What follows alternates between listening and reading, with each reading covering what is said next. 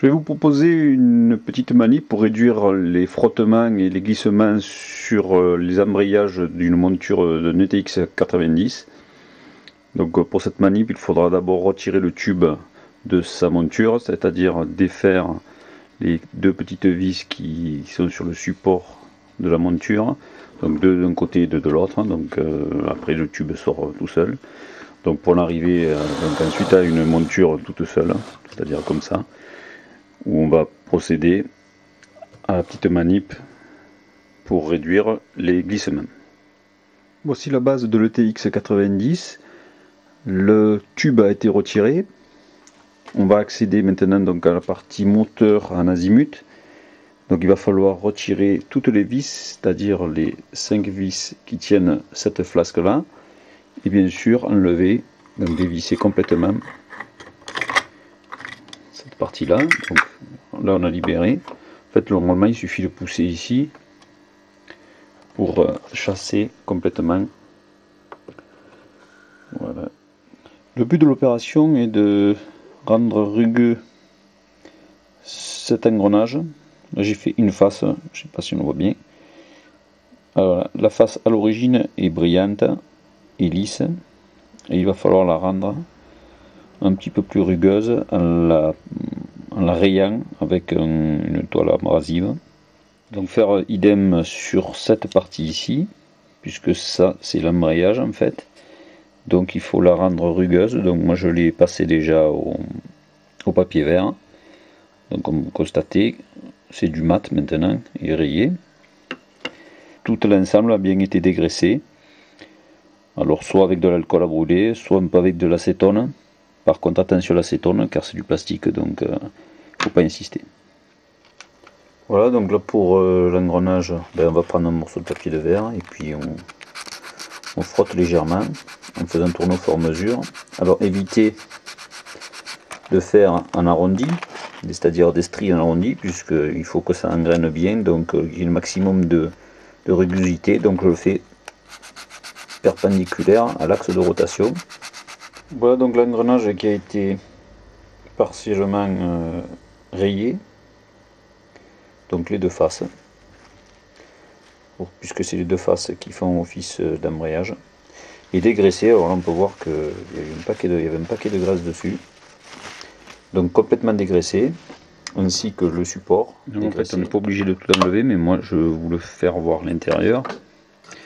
Voilà, donc on a accès à la partie moteur électronique, donc gestion de l'électronique, la partie pignonnerie.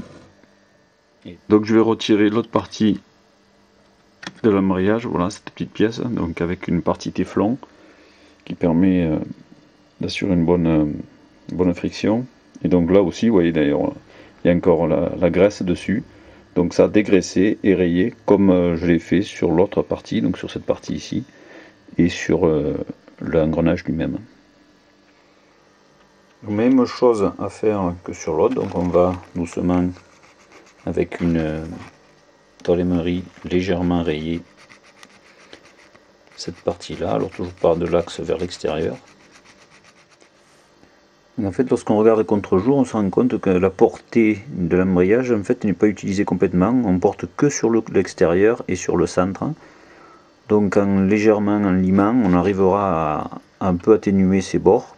Et donc normalement la portée devait être élargie. Donc un meilleur embrayage. Voilà l'embrayage bien retravaillé. Donc quasiment plus de parties lisses. Pour une petite finition et puis ça sera bon.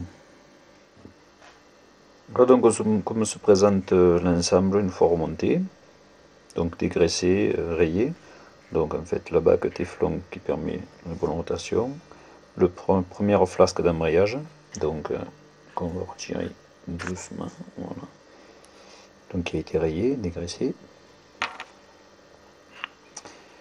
l'engrenage lui-même, donc rayé aussi des deux côtés, et donc l'autre flasque de l'engrenage, de l'embrayage, qui permet de faire tourner le tube en azimut.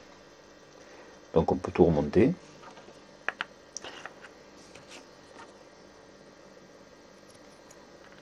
Comme ça.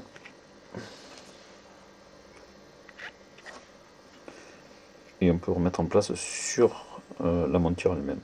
Voilà donc tout le système d'embrayage remis en place, donc dégraissé, pas d'huile puisque sur le plastique pas besoin. La partie Teflon fera bien son office de réduire les frottements. On va remettre en place tout l'ensemble. Alors mettre le petit ergot vers le bas, c'est cet ergot qui permet de mettre les limites à la rotation. Donc on le positionne vers le bas. Donc là il est positionné, voilà, donc position extrême, embutée. On va pouvoir remettre l'autre partie, c'est-à-dire la partie de l'autre côté.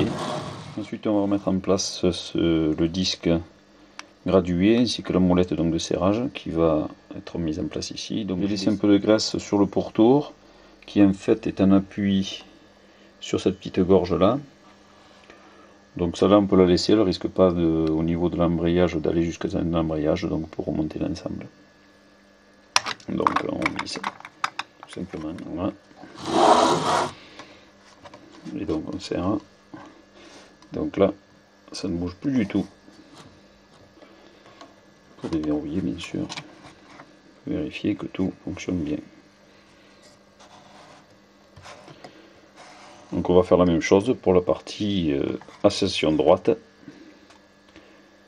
donc qui se trouve à l'intérieur du socle.